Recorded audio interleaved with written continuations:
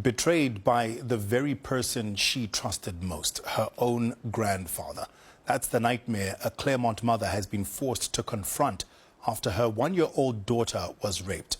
A warning to viewers, this story contains graphic details.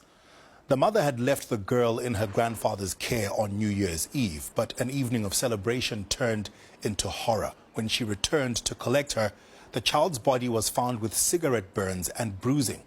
Now the 58-year-old man, believed to be HIV positive, is facing charges for her rape.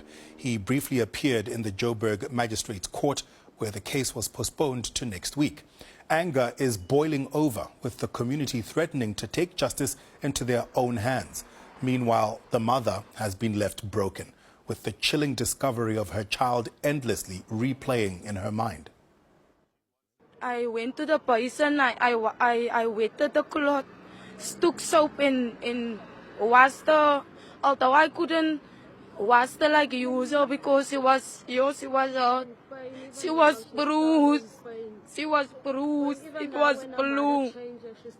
She still cried, it was bruised. So the matron helped me to wipe her, and that's when the matron saw how a private parts look back and front.